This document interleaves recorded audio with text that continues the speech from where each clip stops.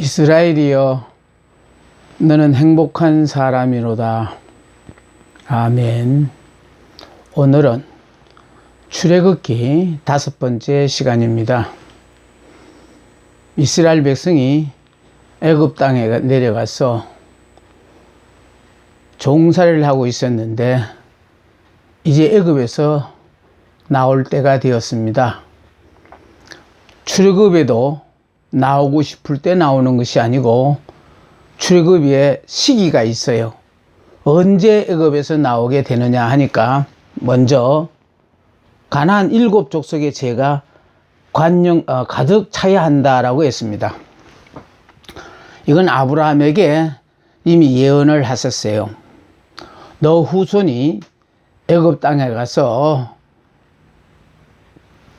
종살이를 하다가 4대 400년 후에 이 땅으로 돌아오리라고 말씀하셨는데 그 약속의 말씀이 먼저 이루어져야 해요. 그래서 가나안 7 족속의 죄가 가득 차야 한다는 말은 무슨 말인가 하면은 이스라엘 백성들은 애굽에서 나와서 약속의 땅 가나안에 들어가야 하는데 그 가나안 땅에는 먼저 선점하여 살고 있는 7 족속이 있어요. 그 7 족속들이 하나님이 보시기에 더 이상 용서할 수 없을 정도로 죄가 가득 차야만이 이 가나안 땅에서 쫓아내게 되는 겁니다. 그 쫓아내기 위하여 결과적으로 이스라엘 백성이 하나님이 붙잡고 쓰시는 거예요. 그러니까 결국은 가나안 족속이 아무리 강해도 철병거를 가졌고 거대한 거인들이 살고 있더라도 그 외적인 그 모습을 보고 이스라엘 백성이 위축받으면 안 되는 겁니다. 문제는 이 싸움은 영적 싸움이다. 이스라엘 민족과 이 가나안의 7 족속과의 싸움이 아니에요. 하나님과 이 가나안 족속과의 싸움인데 하나님을 대신하여, 하나님은 영이시라 보이지가 않으셔요. 그러니까 육신을 입은 우리를 하나님이 지금 붙잡고 쓰신다 이 말이에요. 그래서 결국은 영이신 그 하나님이 육신을 입은 이스라엘 민족을 통하여 이 가나안의 7 족속들을 이제 쫓아내게 하시고, 그리고 거기 하나님의 백성인 이스라엘이 살게 되는 거거든요. 그러니까 중요한 것은 바로 무엇이냐면은 내가 아무리 가나안 땅에 들어가고 싶더라도 하나님이 보셔서 아직 가나안 땅에 먼저 살고 있는 7 족속의 죄악이 하나님께서 더 이상은 용서할 수 없다라는 그 정도로 죄가 가득 찰 때 드디어 이스라엘 백성들을 애굽 땅에서 끌어내셔서 이제 가나안 땅으로 들어가게 하신다라는 그런 의미가 되어집니다. 두 번째는요, 이스라엘 백성의 고통이 극에 달아요. 그러니까 우리가 이 주어진 환경이 너무 힘들고 어려워도요, 그냥 참고 사는 사람들이 참 많아요. 근데 고통이 극에 달할 때 그제서 하나님을 찾게 되어지거든요. 근데 문제는 고통이 극에 달아도 하나님을 안 찾는 사람이 있어요. 그래서 어떻게든 간에 환경을 통하여 하나님을 찾을 수밖에 없도록 하나님은 환경을 유도하시는 거거든요. 그러니까 문제는 힘들고 어려울 때 그 내 스스로 그 문제를 해결하려고 하지 말고 복받은 사람은 하나님을 의지함으로 말미암아 쉽게 그 고통 가운데서 빠져나오게 되어지는 겁니다. 이스라엘 백성의 고통이 극에 달아요. 하나님을 의지하는 믿음이 생겨야 한다라는 거예요. 그래서 하나님은 지금 우리의 주어진 이 모든 환경을 통하여 하나님을 찾지 않고는 견딜 수 없는 환경으로 지금 몰아가고 있거든요. 그러시다면, 지금 내 형편이 그렇다면은 빨리 하나님을 찾아야 될 뿐만 아니라 하나님께 부르짖어 기도해서 그 기도가 하나님 앞에 상달이 되도록 기도를 해야 되는 거예요. 기도하다가 그만두는 게 아니고 내 이 기도가 하나님 앞에 상달이 되어서 하나님이 내 기도를 들어주실 그때까지 우리는 하나님을 의지하는 믿음으로 기도를 해야 한다는 겁니다. 그 다음에 세 번째는 이 이스라엘 민족이 처음에는 야곱의 가족들, 즉 야곱의 이름이 이스라엘로 바뀌어졌고요. 이스라엘의 가족들이 70여 명이 애굽 땅에 내려갔는데 이 70여 명이 4대 400년을 지나는 동안에 낳고 해서 큰 민족이 되었어요. 근데 민족이 되었지만 종살이를 하다 보니까 그때 지도자가 없어요. 그러니까 종은 주인이 시키는 데만 하면 되니까 이스라엘 백성을 끌어낼 지도자가 없었거든요. 그런데 하나님은 이 백성들을 끌어내시기 위하여 하나님이 준비한 지도자가 바로 모세입니다. 그래서 하나님은 모세를 택정하셔서 40년 동안은 애굽의 모든 궁중 학문을 다 배우게 함으로 말미암아 세상적인 지식으로서 지도자의 모든 자격을 갖추게 하셨어요. 그런데 세상 일인 것 같으면 이런 사람들이 바로 등용되어 사용을 받는 거예요.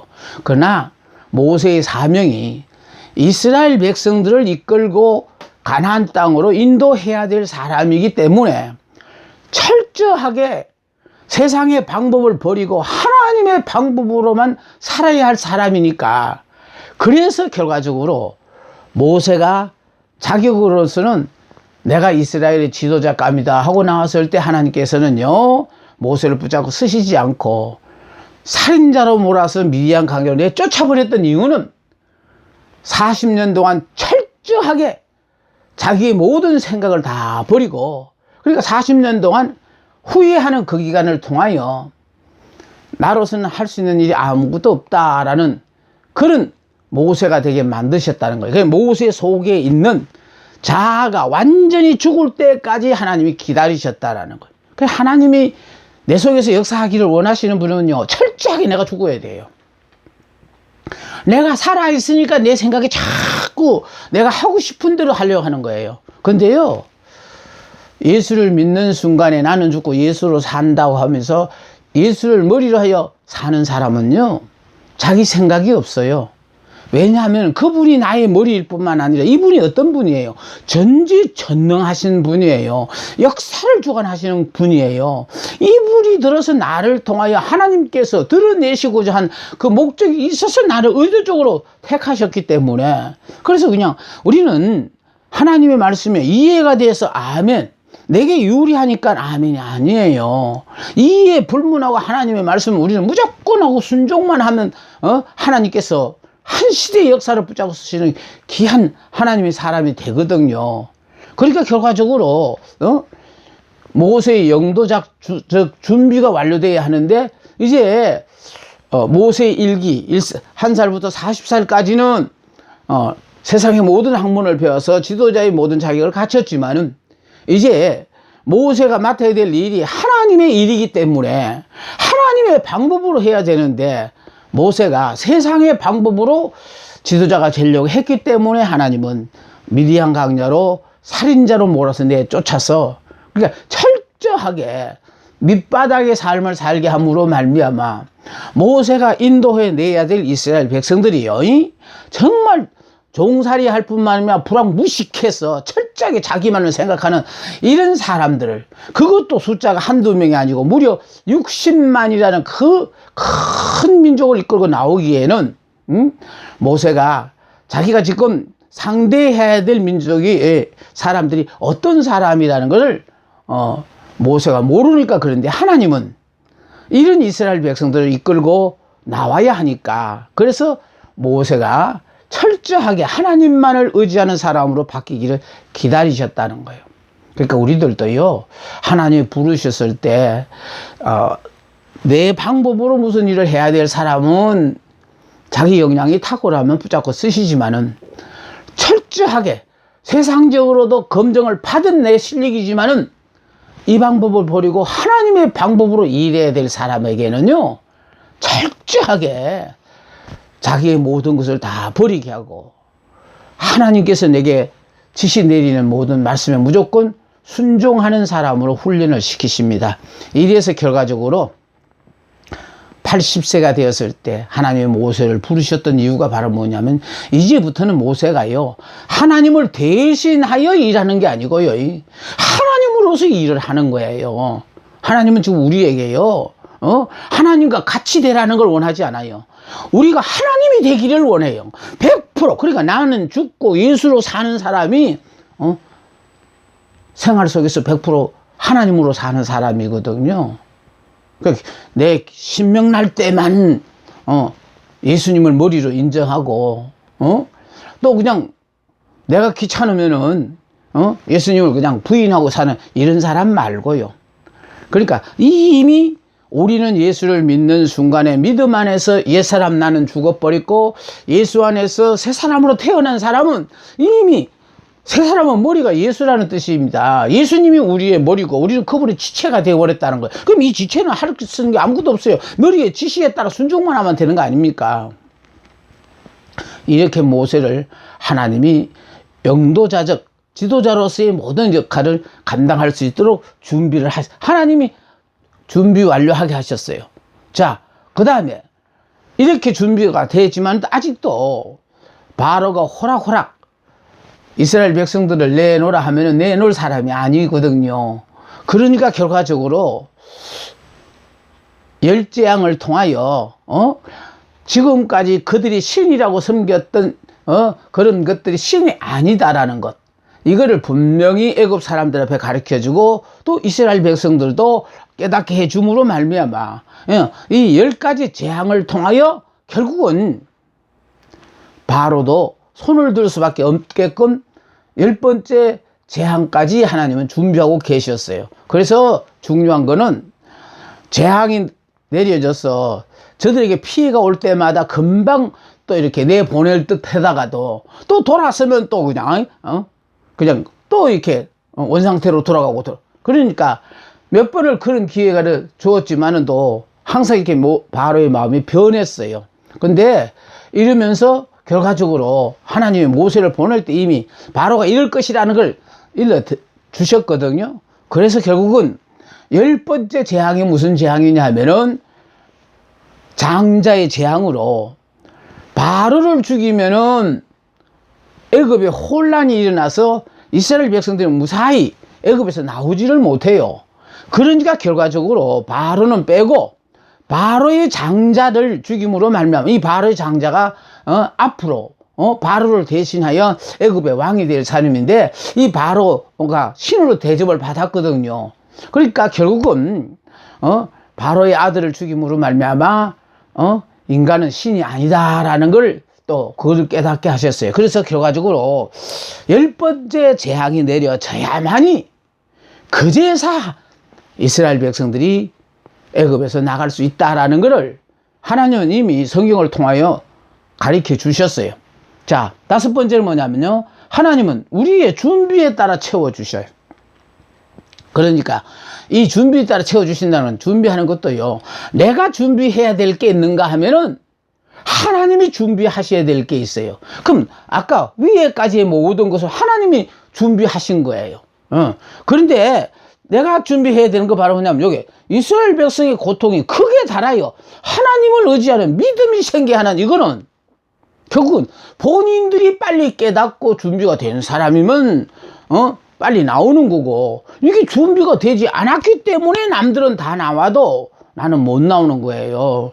그래서 죄악 세상에서 빠져나오는 이 애굽에서 나오는 이 출애굽의 시기가 이걸 통해 우리들도 현재 처해 있는 이 환경에서 내가 빨리 빠져나가는 방법을 바로 우리가 깨달을 수가 있어요. 그래서 결국은 출애굽의 시기는 가나안 족속의 죄가 가득 차야만 되고, 또 두 번째로 이스라엘 백성의 고통의 부르짖음이 크게 달아요. 하나님을 의지하는 믿음이 생겨야 하고, 또 세 번째는 모세의 영도자적 준비가 완료되어야 하고, 네 번째는 10번째 재앙이 끝난 후가 되어야 되니까 10번째 재앙이 내려지고, 5번째는 자, 하나님은 우리의 준비에 따라서 채워주신다라는 거거든요. 자, 그 다음에 이들이 애굽에서 나와서 가나안 땅으로 가야 하는 이유를 한번 생각해 보거든요. 그러니까 물론 아브라함에게 이 땅으로 돌아오리라고 했으니까 가나안 땅으로 가지만은 구속사적 의미에서는 여기가 가나안 땅이 바로 구속사역의 무대이기 때문에 그렇다는 거예요. 구속사역의 무대이기 때문에 여기서 장차 메시아가 탄생하는 거예요. 네.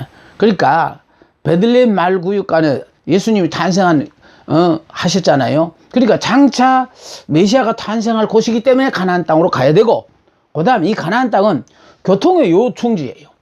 그래서 왕족이 늘 이리 다니고 수행원, 또 대상들이 통과하는 그런 육교예요. 그럼 왜 이 지역을 하나님이 선택하셨느냐 하면은, 그래서 우리가요, 예수를 믿고 우리의 빛된 삶을 통하여 나와 영향을 받은 사람들이 모두가 나도 예수 믿고 저 사람처럼 저렇게 복받아 행복자로 살고 싶고 생활도 넉넉하게 저렇게 살고 싶다. 저분이 믿는 하나님을 나도 믿어야 되겠다. 자, 이런 모습을 보여줄 때 이 많은 사람들이 보고 가서 결국은 이렇게 전할 수 있도록, 복음을 전할 수 있도록 하기 위하여, 그래서 이 가나안 땅을 하나님께서 선택하셨다는 겁니다. 자, 그래서 애굽 땅에서 나와서 가나안 땅으로 가야 하는데, 이 나갈라 할 때에 바로 왕이요, 못 나게끔 자꾸 이스라엘 백성을 이렇게 회유를 해요. 자, 그 중에 바로가 이스라엘 백성들이 못 나가게끔 한 것 중에서 재미로운 것은 바로 뭐냐면은 출애굽기 8장 25절에 보니까요, 모세가 와서 이 백성들을 하나님 앞에 제사 드리기 위하여 나가게 해달라고 하니까 뭐라고 그러냐니까, 너희는 이 땅에서 너희 하나님께 제사를 드리라 한 거예요. 이 말이 뭐냐면 하나님이 없다고 하는 애굽 땅에서 제사를 드리라 이 말이거든요.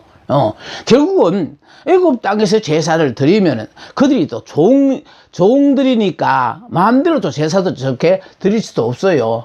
그래서 이것이 오늘날 우리에게 어떻게 적용되었냐면, 우리가 마음의 결심을 하고 모처럼 예수를 믿기로 작정을 하고 나면요, 아이고 교회는 왜 가니? 집에서 믿어도 돼. 이런 유혹을 받아요. 그럼 처음으로 신앙생활 하는 사람들이요, 정말로 결심을 하고 나도 이제 정말 예수를 믿어야 되겠다고 작정을 했지만은, 바로가 옆에서 하는 이 얘기가, 야, 교회 갈 필요 없어. 하나님은 아무 데나 계시잖아. 여기서 그냥 믿어. 이러면서 붙잡아 놓는다는 거예요. 이 땅에서 너희 하나님께 제사를 드려라. 얼마나 좋습니까? 별 이야기 믿지 않습니까? 요새 이 코로나19 때문에요, 정말로 신앙생활 편하게 되어졌습니다. 이러다가 정말 신앙 다 팔아먹을 것 같은 참 안타까운 마음이 들어요. 이럴 때일수록요, 더욱 필요한 것이 뭔지 압니까? 이 성경 공부를 통하여 여러분이 말씀에 굳건히 서 있는 거. 정말 나는 복 중에 최고의 복을 받은 것이, 평생 물론 공부하느라고 참 애도 썼습니다만은, 중요한 거는 내가 말씀을 붙잡았다는 것이 지금까지도 이렇게요, 이런 믿음이라도 내가 가질 수 있었다는 거. 그리고 늘 말씀으로 말미암아 새 힘을 얻어서 산다는 거. 자, 예수를 믿어도 좋지만은 교회는 가지 마라. 이 땅에서 믿어라. 집에서 예수 믿어. 이런 유혹에 빠져서 교회를 못 가게끔 바로가 막는다 이 말이에요. 자, 두 번째는 뭐냐 하면은 8장 28절에 너무 멀리 가지 말아요. 그 가는 건 이제 그 다음에 허락한 것이 뭐냐면, 가는 건 허락한대요. 근데 너무 멀리 가지 마라. 이 말은 무슨 말인지 압니까?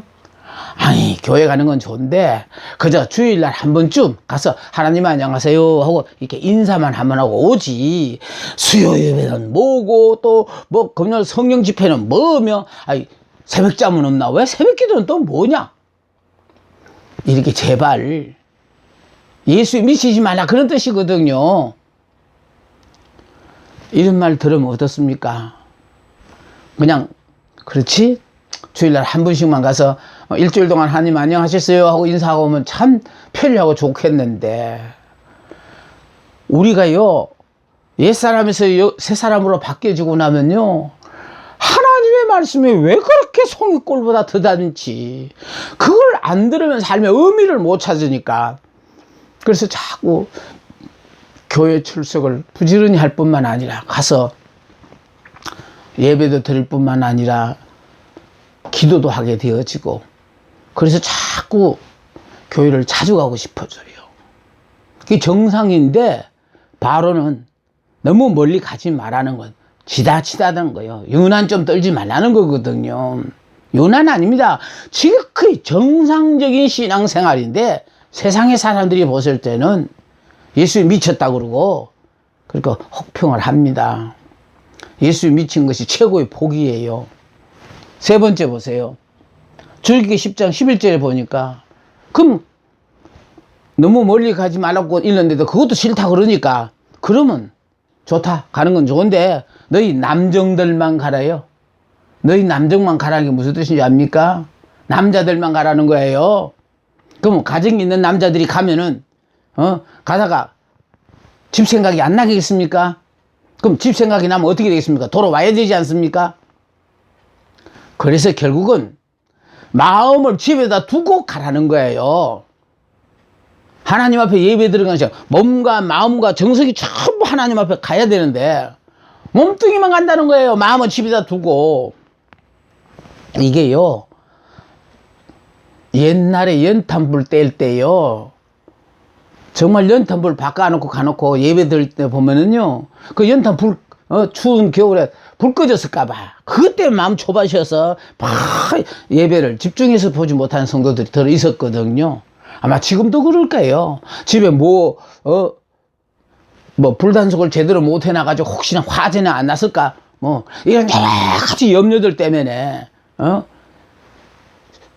하나님은 영이시니 예배하는 자가 영과 진리로 예배하라 했는데, 그렇게 예배 못 드리고 온통 마음이 집에 가 있어서, 목사님의 설교가 귀로 들어오는지 어디로 오는지, 그것도 분간 못하고 그렇게 시간을 보내시는 분들이 들어 계시다고요. 사탄은 이렇게요, 우리가 하나님 앞에 예배 드리는 일에 어떻게든지 간에 방해를 하기 위해서 이런 갖가지 방법을 사용해서 예배에 집중하지 못하도록 만듭니다. 그런데 네 번째는 뭐냐 하면요, 양과 소는 머물러 두고 가래요. 양과 소가 뭡니까? 하나님 앞에 제사 드리러 갈 때는 언제나 제물이 있어야 되잖아요. 근데 양과 소가 제물입니다. 제물 없는 제사를 드리라는 거지요.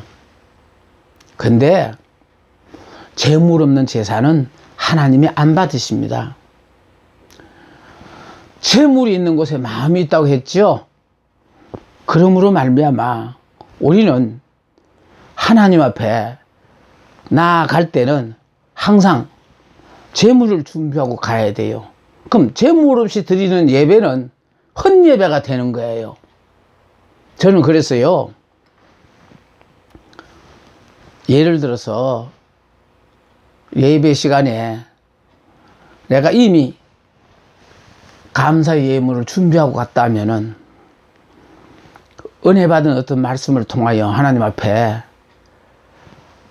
내가 잘못한 게 있었다면은 잘못한 죄를 용서해 달라고도 기도할 수도 있고, 말씀대로 내가 살게 해 달라고 하나님 앞에 이렇게 예배를 드릴 수 있는 거예요. 그래서 저는 여러분들 앞에 예배에는 꼭 예물이 있어야 한다. 예물이 없는 사람은 마음이 그게 담겨 있지, 그 예물에 우리의 마음이 담기는 게 많아요. 예를 들어서요, 제가 그런 얘기를 자주 합니다. 우리가 남을 위해서 잘못해서 나름대로 회개의 헌금이라 그러고 낼 때에 우리 흔하게 큰 잘못을 저질러 놓고도 그냥 우리가 일상적으로 드릴 수 있는 그런 소액의 예물을 드리면서 내 이 큰 죄를 용서해 달라고 이렇게 드릴 때, 그럼 그 예물 드림까지는 난 좋다고 생각해요. 그런데 그러니까 까짓거 또 한번 예물 드리고 그냥 내 죄 지으면 되지 이러면서 죄에 대해서 점점 무디어져 간다는 거예요.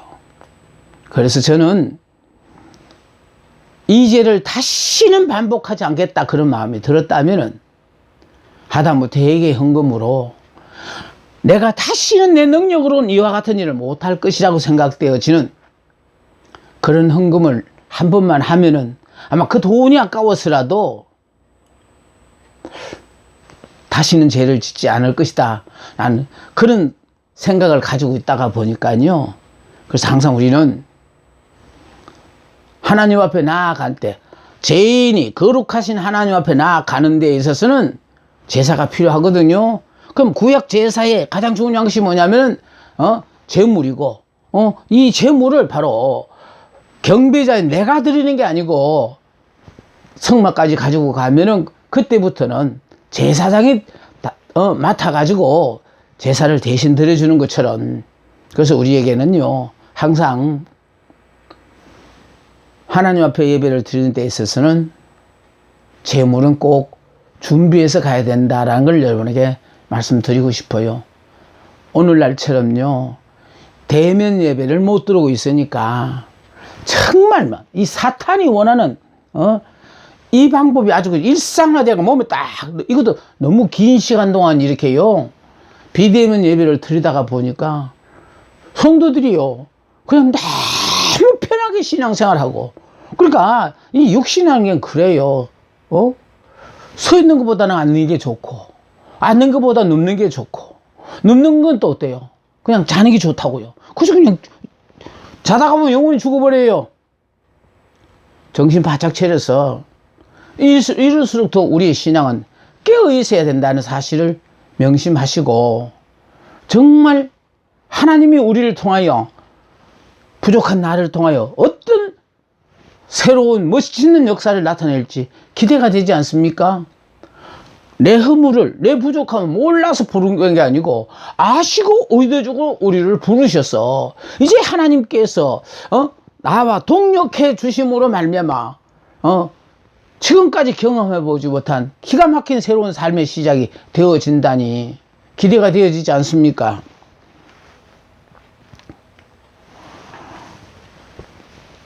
출애굽에서 가나안까지 그림을 잠깐 봅니다. 자, 이 애굽 땅에서 출발해서 이 약속의 땅은 가나안은 여기 있어요. 그러면 여기서 이렇게 가야 돼요. 그럼 이렇게 가게 되면 7일의 거리예요. 그래, 7일이면 갈 수 있는 이 거리를 두고 이제 애굽에서 나와서 여기서 이쪽으로 남쪽으로 내려와 가지고 여기 시내에서 나와요. 그러니까 여기 시내산에 이렇게 오는 동안에 물론 많은 기사와 이적을 체험하게 되어지죠. 예, 그 기사와 이적을 체험하게 되어지는 건 바로 뭐냐면은 지금까지는 지식으로만 들어서 알던 하나님을 이제 삶의 현장에서 이렇게 체험을 하면서 오는 거예요. 그래서 이 체험을 통하여 하나님을 딱 알고 오니까, 그래서 하나님은 이 백성들을 여기까지 끌고 오는 동안에는 이건 아브라함과의 언약에 의해서 그냥 일방적으로 하나님이 그동안 오는 동안에요 오다가 불평하고 원망해도 그냥 내버려 뒀어요. 왜? 언약이니까. 일방적으로 하나님께서 내가 너에게 그렇게 해주겠다고 했으니까 그냥 우리는 그냥 자격도 없이 그냥 혜택을 보는 거예요. 그런데 이제 시내산에 오게 하셔가지고 여기서 이제 하나님이 이스라엘 백성과 계약을 하자고 그래요. 너희들이 여기서부터 나와서 여기까지 오는 동안에 하나님이 어떤 하나님인가를 다 이제 겪어봤으니까, 듣고 배운 게 아니고 삶을 통하여 체득해 봤으니까 나는 이런 전능하신 하나님이다.